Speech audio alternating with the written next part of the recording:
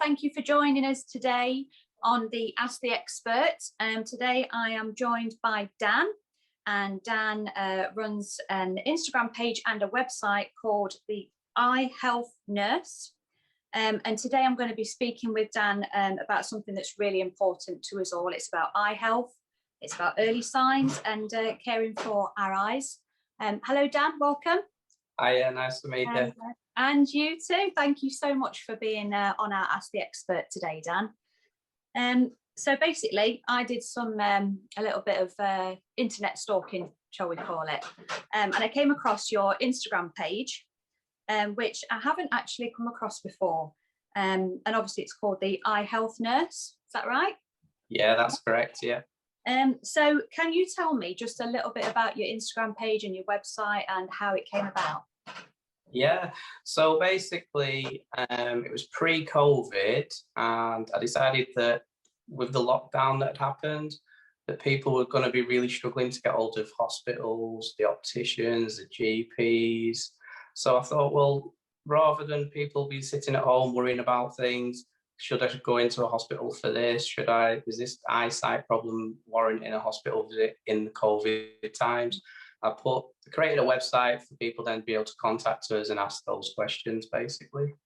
That's really, really good, because obviously everything was so hard to access as soon as obviously COVID hit us and the pandemic. So that's really, really great. And obviously you've done this in your own time, haven't you, as well? This is not... Yeah, no, I did this completely off my back as well as working. But it did get a lot of success to help people, especially randomly from South Africa. Wow, all that way. Crikey. Helped a lot of people in South Africa. I think because it was free and they couldn't afford, obviously, a lot of the health services out there. Yeah. You know, the advice. So there was at least 2 or 3 people that obviously we managed to help save their eyesight by getting them to visit. That is incredible, and obviously that gives you a lot of gratification for what you're doing as well. That's fantastic. My God, I did not know that. So obviously with you creating this Instagram page and your website, you've obviously got some background in eyes and sight loss and dealing with eye conditions as well. Yeah, so basically I work for a hospital in the UK. I've got over 10 years experience in ophthalmology, and I do travel the UK quite often to other different hospitals to see what they do and how they're treating people and looking for new technologies out there. Again, that's in my own time. Wow, that's incredible. And so obviously, is it just yourself, or do you work with a team? So we're currently recruiting for educational speakers, but we also have a lady on board called Mel, who's an ECLO, which is an eye clinic liaison officer. She's recently retired, so she was looking into helping people in the community, and then joined myself, and we're doing this together. That's incredible. So good job to you and Mel then for setting all this up. And obviously it has been running for quite some time now, because the pandemic's been going on for a while, hasn't it? And obviously like we have discussed on a previous conversation, me and you, that obviously you've said everything's open now, but your services are still remaining, they're still running, it's still there for people. Yeah, I think the business itself switched kind of when obviously for triaging and diagnostic, you need to go to the opticians. You know, the GPs are open again, the opticians are opening. You know, that's your primary focus really, to go and get these. We're currently just looking at doing drop aids and educational talks for companies to learn more about eye health and how it affects the workers, clients, and people that need the help that's out there. Yeah, that's amazing. So we're gonna delve a little bit more into eye health and caring for our eyes. So as a person, obviously, who's got 20/20 vision, what are some pointers that you can give that might give us the first signs of sight losses occurring? Yeah, well, the biggest advice that I give people is, you know your own eyesight. You know what's new. If there's anything that's new that you think, hang on a minute, I'm not sure about that, you need to go and get it seen. So your eye is such a complex organism that you know, even the smallest thing you think, oh, I need to go and get that checked out, then definitely go and get checked out. Yeah. Some of the main conditions, like, you know, that you're looking out for serious complications, any sight loss at all, if it's intermittent, you know, it comes back, anything that's not normal, you need to go either to your optician, GP, and get that checked out. Signs of things like retinal detachments, they're very, very specific. It's like a big black curtain coming across your vision, lots of rain showers, flashing lights. That again would be straight to GP, A&E. Okie dokie. So like you've just said, go to the GP, go to A&E. So our first steps, what kind of process can we expect to go through if, say, we've gone somewhere and our GP's referred us and they have found something? What was normally the process for somebody to expect? Yeah, so then obviously once you've been referred by the GP or you attended A&E, you're going to get referred to the ophthalmic team, who are then going to take your eyes like a bit like a domino sequence, where we have to work out which specific area is affecting your visual loss or visual disturbance. Once we do that, we then dilate your pupils more often than not to have a look inside the eye, see what it's doing. And we run diagnostic specific tests, thinking which way we're going with this visual disturbance. Is it going this way? We'll do these specific tests. If it's going that way, we'll do some other different tests. Once we've done the test, obviously, then you'll see the consultants, the doctors. And then once you've got a diagnosis, I think that's your most important stage. If you do get a diagnosis, that's the bit then where you can start reaching out to people, you know, ask for leaflets before you leave. So many people don't do that. No. So is there things available at the hospitals that can be given out for further support and stuff like that? Yeah, you've got in-house support from the ECLOs, research leaflets. You've got like the Macular Society, if it's macular related. There's so many services out there. Yeah. I think the first time you come, it can be a bit of a shock, you know. Yeah. Don't be afraid to ask one of the staff, can I have a quick chat about this? I've just been told I've got this. Is there any resources? And these people, especially the eye clinic liaison officers, they're there all the time. You know, even if you're out in the community, you can ring your own hospital and ask to speak to these people to get the best advice possible out in the community as well. Yeah, because obviously somebody who's just been newly diagnosed with a sight loss, it's extremely life-changing. It can be very daunting. It can put some people in a kind of a depressive state because a lot changes for people, doesn't it? So no societies are out there and that support's out there. That's one of the good things. Yeah, it's very emotional. It's a very, very emotional condition, your eyesight. But people obviously do take it for granted. And obviously when we don't have it, it does contribute to massive factors of everything that we do within our daily lives. And it is a journey, you know, from noticing something not right to being diagnosed, to then the emotional support and charities being able to help you in the community. It's a long journey. Yeah. And it doesn't just affect age groups, you know, the elderly, you know, these are the children's, or even people in the working environment.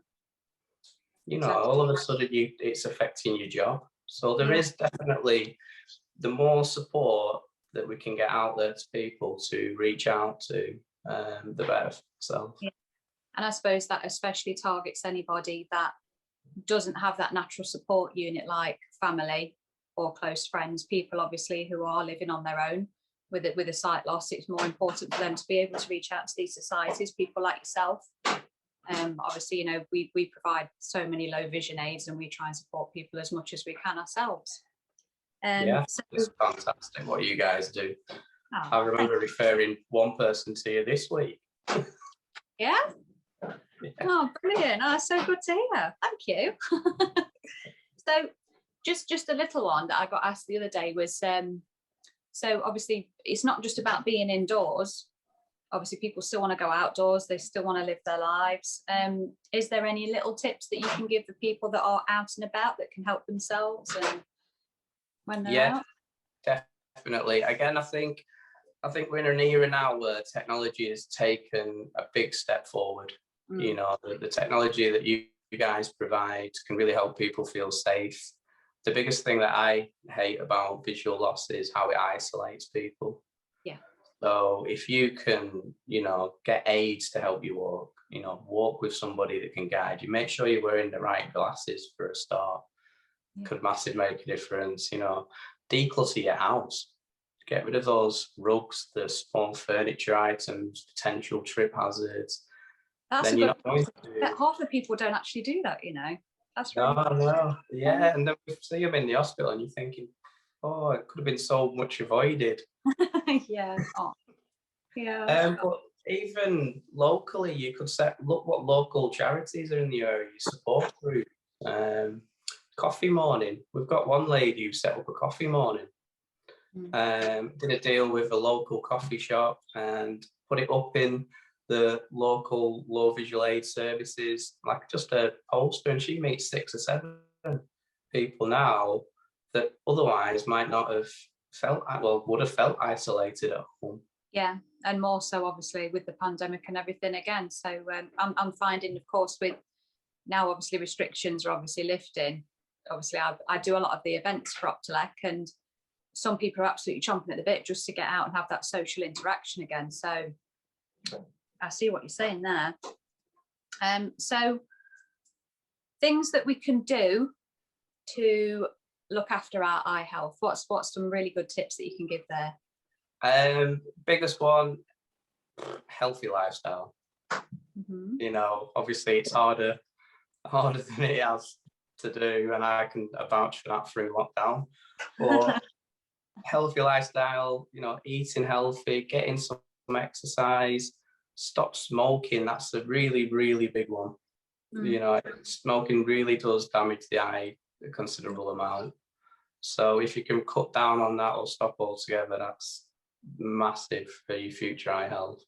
You can eat healthy. You know, there's lots of foods out there with like lutein in and zeaxanthin, such as like kale, spinach, peppers, big green leafy vegetables. It's eye health, yeah. And then you can go supplements as well. You know, some people want to go down the route of like eye supplements, but I'd have to just basically sit on the fence with that one and say, go and speak to your local health shops. You know about that. You know, if they're in products that are proven to do that, then you know that's something you can definitely look into as well. Yeah. I think one that I've come across, especially with I've got two boys, and one of them does wear glasses only just recently, and the big one, the optometrist said, was screen time. Yeah. So with screen time, you don't blink often. Right, I've never noticed that. So yeah, so the more time you spend at computers, you're not blinking as often. So it's dry becomes dry. Yeah, so dry eye is another one that's totally underrated for an eye condition. You know, if you think about this time of year, we've got the pollens, people have got the fans on, they've got the windows open at night. You know, you get in the car to drive, you know, you put the blasters on, and it's consistently drying your eye out all the time. Right. So local lubricating drops, you know, you can get them from your local pharmacist, get some lubricating drops, really does just freshen your eye up. Stops it being dry and getting damaged. I'm going to the pharmacy after work then.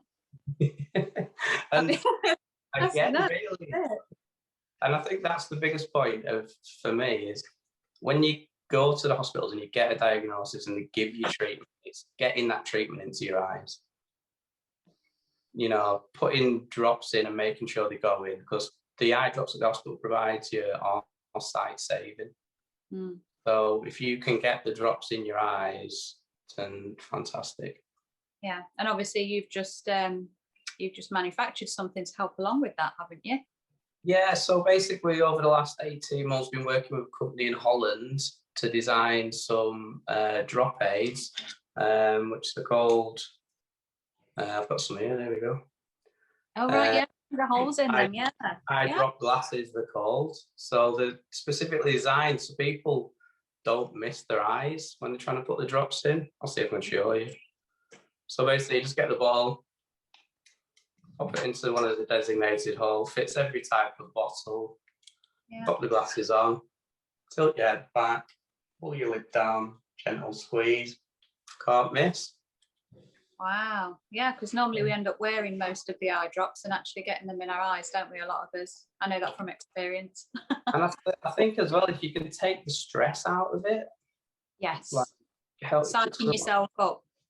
Yeah, trying to, people get it in then, and then it makes a massive difference. And another, just a really simple, easy tip, people forget to put the drops in. So, the ones that are prescribed for you in the evening, keep them by the side of your bed. Put them in before you go to sleep. You're not going to miss them because you'll let down. So I think maybe like being in a regular routine as well. It helps to keep your mental health going in a good way, and obviously it's going to help to look after your eyes as well. Well, thank you so much for talking to me today, Dan. No problem at all. I am going to, for everybody else, I'm going to pop an Instagram link to your page, because there's always new stuff on there to do with eyes, to do with the anatomy behind the eyes. You put some really interesting stuff on there. So it's definitely worth, for anybody who doesn't suffer with a visual impairment, to look at it. So maybe you know somebody who does, and you'll be able to understand things a lot more for those that do. And I'll obviously also put your website link up as well. Oh, thank you. Yeah, definitely. I hope people do reach out, even as far as Africa. Take care, Dan. Thank you very much. Appreciate it. Bye-bye. Bye.